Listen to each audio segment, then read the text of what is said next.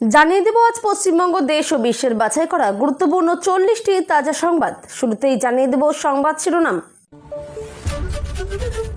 বিধানসভায় শুভেন্দুর বক্তব্য শেষ হতেই উঠে দাঁড়ালেন ফিরহাদ হাকিম।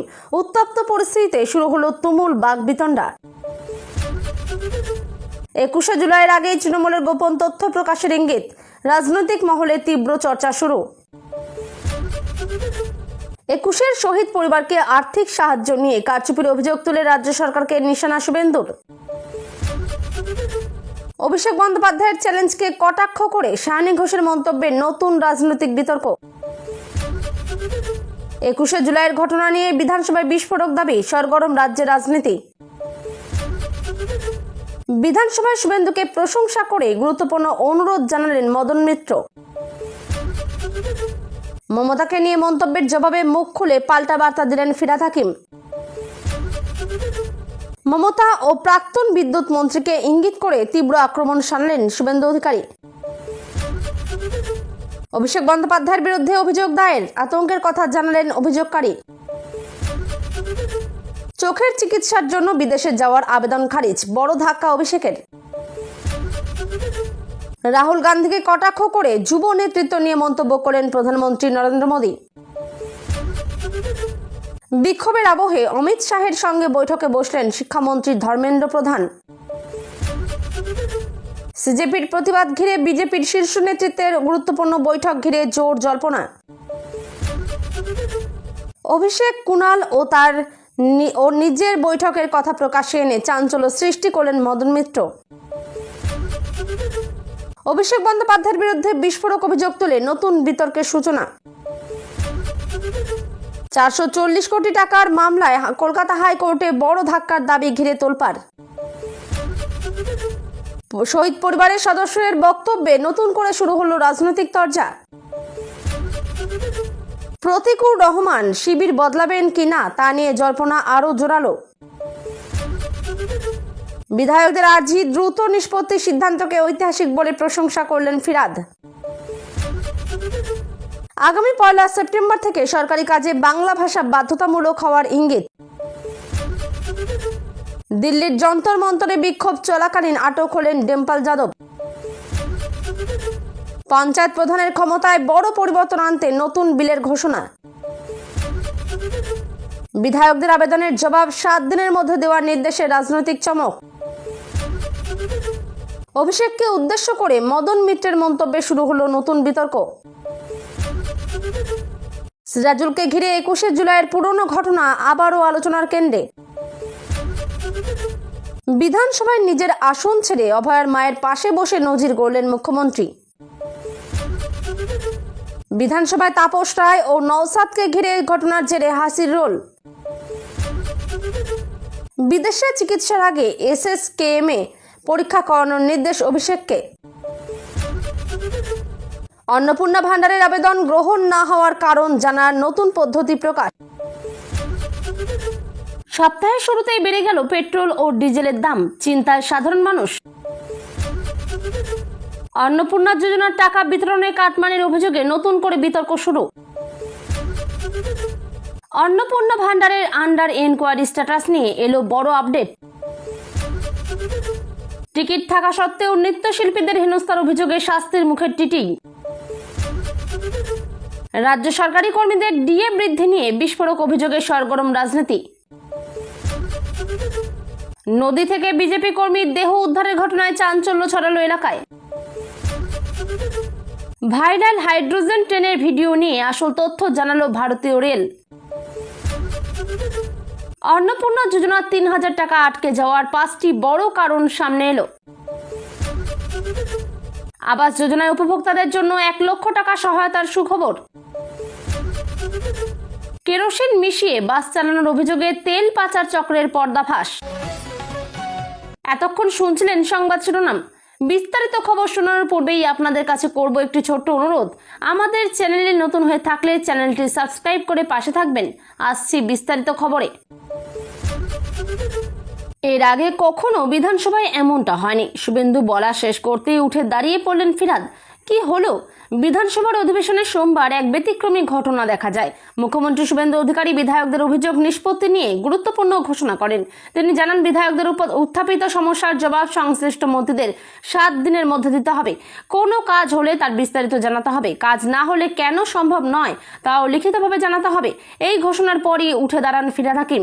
তিনি বলেন, বিধানসভার ইতিহাসে এমন সিদ্ধান্ত আগে কখনো দেখা যায়নি। বিরোধী ও শাসক উভয় পক্ষের বিধায়কদের জন্য এই সিদ্ধান্ত সমানভাবে প্রযোজ্য হবে। ফিরহাদ এই উদ্যোগকে একটি নতুন দৃষ্টান্ত বলে উল্লেখ করেন। বিধায়কদের মর্যাদা আরও বাড়বে বলেও তিনি মন্তব্য করেন। প্রশাসনিক স্বচ্ছতা বাড়ানোর দিকেও এই সিদ্ধান্ত গুরুত্বপূর্ণ বলে মনে করা হচ্ছে। মুখ্যমন্ত্রী জানান, পুরো বিষয়টি নিয়মিত পর্যবেক্ষণ করা হবে। প্রতি 3 মাস অন্তর রিপোর্টও তলব করা হবে। ফলে কোনো অভিযোগ দীর্ঘদিন ঝুলে থাকবে না। জনগণের সমস্যা দ্রুত সমাধান করাই এই উদ্যোগের মূল উদ্দেশ্য। বিধানসভায় এই ঘটনাকে ঘিরে বিশেষ আলোচনা শুরু হয়েছে। অনেকেই একে ইতিবাচক প্রশাসনিক পদক্ষেপ হিসেবে দেখছেন। সরকারি দপ্তরগুলিকেও নির্দিষ্ট সময়সীমা মেনে কাজ করতে হবে। বিধায়কদের সঙ্গে প্রশাসনের যোগাযোগ আরও শক্তিশালী হবে। এই ঘোষণার পর অধিবেশন কক্ষে ভিন্ন ধরনের পরিবেশ তৈরি হয়। ঘটনাটি রাজনৈতিক মহলেও আলোচনার বিষয় হয়ে উঠেছে। নতুন নিয়ম কার্যকর হলে সাধারণ মানুষও উপকৃত হতে পারেন। বিধানসভার কার্যপ্রণালীতেও এর প্রভাব পড়তে পারে। ফিরহাদের বক্তব্য বিশেষভাবে নজর কেড়েছে। এই সিদ্ধান্তকে অনেকেই ঐতিহাসিক পদক্ষেপ হিসেবে দেখছেন। বিকেলেই খুলছে 21শে জুলাইয়ের ফাইল। তৃণমূলের পর্দাফাশ করবেন মুখ্যমন্ত্রী। 21শে জুলাইকে ঘিরে রাজনৈতিক উত্তেজনা ক্রমশ বাড়ছে। বিকেলেই গুরুত্বপূর্ণ রাজনৈতিক তথ্য প্রকাশ করা হবে বলে দাবি করা হয়েছে। তৃণমূলকে লক্ষ্য করে একাধিক অভিযোগ সামনে আনার ইঙ্গিত দেওয়া হয়েছে। রাজ্যের রাজনৈতিক মহলে এই ঘটনাকে ঘিরে জোর চর্চা শুরু হয়েছে। বিভিন্ন নেতা মন্ত্রীও বিষয়টির দিকে নজর রাখছেন। কোন কোন বিষয় সামনে আসবে তা নিয়ে জল্পনা তুঙ্গে। 21শে জুলাইয়ের আগে এই পদক্ষেপ রাজনৈতিকভাবে তাৎপর্যপূর্ণ বলে মনে করা হচ্ছে। বিরোধী ও শাসক দুই পক্ষই নিজেদের অবস্থান স্পষ্ট করছে। রাজ্যের রাজনৈতিক সমীকরণেও এর প্রভাব পড়তে পারে। সংবাদ মাধ্যমের নজরও এখন এই ঘটনায়। রাজনৈতিক মহলে নানা ধরনের আলোচনা চলছে। বক্তব্যে কি কি তথ্য উঠে আসবে তা নিয়ে আগ্রহ তৈরি হয়েছে। অনেকেই এটিকে বড় রাজনৈতিক পদক্ষেপ হিসেবে দেখছেন। আগামী দিনের রাজনীতিতে এর প্রভাব পড়তে পারে বলে মত রাজনৈতিক বিশ্লেষকদের। দুই শিবিরের কর্মী সমর্থকদের মধ্যে উৎসাহ রয়েছে। রাজনৈতিক চাপানোতর আরও বাড়তে পারে। 21শে জুলাইয়ের আবহে এই ঘটনা বিশেষ গুরুত্ব পেয়েছে। সব পক্ষই পরবর্তী ঘোষণার অপেক্ষায় রয়েছে। বক্তব্য প্রকাশের পর রাজনৈতিক প্রতিক্রিয়া আরও তীব্র হতে পারে। এই ঘটনাকে কেন্দ্র করে নতুন বিতর্কও তৈরি হতে পারে। রাজ্যের রাজনীতি এখন এই বিষয়কে ঘিরেই সরগরম। সবার নজর এখন বিকেলের ঘোষণার দিকে। বড় ধাক্কা তৃণমূল শিবিরে। চোখের চিকিৎসার জন্য অভিষেকের বিদেশে যাওয়ার আর্জি খারিজ। আদালতের অভিষেক বন্দ্যোপাধ্যায়ের বিদেশে চিকিৎসার আবেদন নিয়ে গুরুত্বপূর্ণ আইনি সিদ্ধান্ত সামনে এসেছে। চোখের চিকিৎসার জন্য বিদেশে যাওয়ার অনুমতি চেয়ে আদালতের দ্বারস্থ হয়েছিলেন তিনি। তবে আদালত সেই আবেদন খারিজ করেছে বলে জানা গেছে। এই সিদ্ধান্ত রাজনৈতিক মহলে ব্যাপক আলোচনার জন্ম দিয়েছে।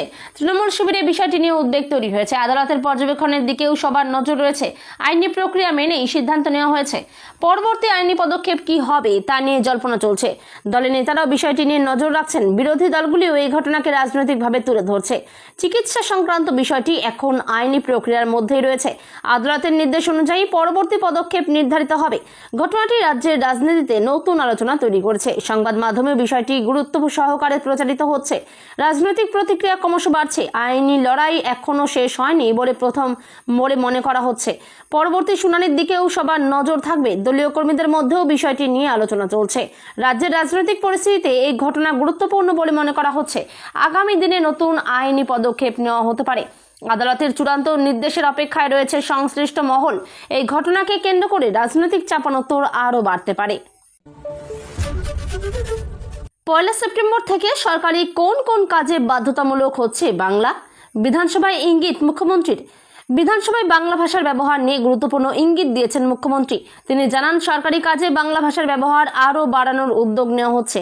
আগামী 1 সেপ্টেম্বর থেকে একাধিক সরকারি দপ্তরে বাংলা বাধ্যতামূলক হতে পারে। সরকারি নথিপত্রে বাংলার ব্যবহার নিশ্চিত করার পরিকল্পনা রয়েছে। সাধারণ মানুষের সুবিধার জন্য এই উদ্যোগ নেওয়া হচ্ছে। বাংলা ভাষাকে প্রশাসনের মূল ধারায় আরও শক্তভাবে প্রতিষ্ঠা করাই লক্ষ্য। সরকারি অফিসে আবেদনপত্র বাংলায় গ্রহণ করার বিষয়েও গুরুত্ব দেওয়া হয়েছে। নাগরিক পরিষেবা আরও সহজ করার উদ্দেশ্যেই এই সিদ্ধান্ত। বিভিন্ন দপ্তরকে প্রয়োজনীয় প্রস্তুতি নেওয়ার নির্দেশ দেওয়া হতে পারে। বাংলা ভাষায় সরকারি পরিষেবা বাড়ানোর উপর জোর দেওয়া হয়েছে। স্থানীয় ভাষার মর্যাদা রক্ষার বিষয়টিও গুরুত্ব পেয়েছে। প্রশাসনিক কাজে বাংলার ব্যবহার বাড়লে সাধারণ মানুষ উপকৃত হবেন। সরকারি কর্মীদেরও প্রয়োজনীয় নির্দেশ দেওয়া হতে পারে। নতুন নিয়ম ধাপে ধাপে কার্যকর করা হবে বলে ইঙ্গিত মিলেছে। সরকারি যোগাযোগে বাংলা ভাষার গুরুত্ব আরও বাড়বে। নাগরিকদের সুবিধার বিষয়টি বিশেষভাবে বিবেচনা করা হয়েছে। বিধানসভায় এই ঘোষণা নিয়ে ব্যাপক আলোচনা হয়েছে। বিভিন্ন মহলেও বিষয়টি ইতিবাচকভাবে দেখা হচ্ছে। বাংলা ভাষার প্রসারে এটি একটি গুরুত্বপূর্ণ পদক্ষেপ বলে মনে করা হচ্ছে। সরকারি পরিষেবাকে আরও সহজ ও জনবান্ধব করার লক্ষ্য নেওয়া হয়েছে। দপ্তরগুলিকে নতুন নির্দেশিকা মেনে চলতে হতে পারে। আগামী দিনে এই বিষয়ে বিস্তারিত বিজ্ঞপ্তি প্রকাশ হতে পারে। ভাষা ব্যবহারে একরূপতা আনতেই এই উদ্যোগ। প্রশাসনিক ব্যবস্থায় বাংলার গুরুত্ব আরও বাড়বে। এই সিদ্ধান্তে রাজ্যের বহু মানুষ উপকৃত হতে পারেন।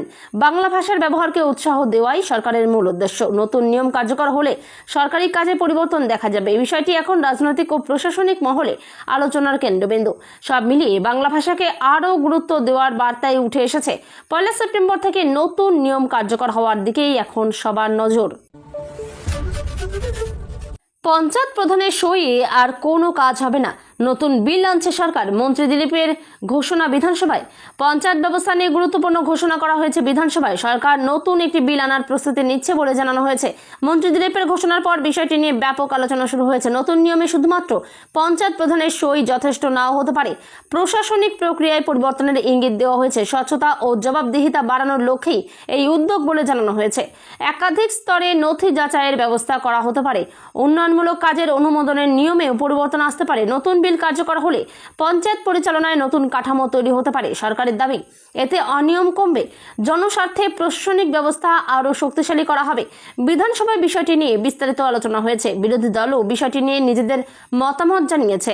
বিলটি পাশ হলে নতুন নিয়ম কার্যকর হবে। পঞ্চায়েত স্তরে কাজের স্বচ্ছতা বাড়ানোর উপর জোর দেওয়া হয়েছে। সরকারি প্রকল্প বাস্তবায়নে নতুন পদ্ধতি অনুসরণ করা হতে পারে। জনগণের সুবিধার কথা মাথায় রেখেই এই উদ্যোগ নেওয়া হচ্ছে। প্রশাসনিক কাজে আরও গতি আনার চেষ্টা চলছে। নতুন ব্যবস্থায় দায়িত্ব বন্টনেও পরিবর্তন আসতে পারে। পঞ্চায়েত প্রতিনিধিদের জন্য নতুন নির্দেশিকা জারি হতে পারে। সরকারি কাজের মান উন্নত করাই মূল লক্ষ্য। নতুন বিল নিয়ে রাজনৈতিক মহলেও আলোচনা শুরু হয়েছে। এই সিদ্ধান্তের প্রভাব রাজ্যের সব পঞ্চায়েত এলাকায় পড়তে পারে। বিলকে নিয়ে আগামী দিনে আরও বিস্তারিত তথ্য প্রকাশ হতে পারে। স্বচ্ছ প্রশাসন গড়ার লক্ষ্যেই এই পদক্ষেপ বলে দাবি করা হয়েছে।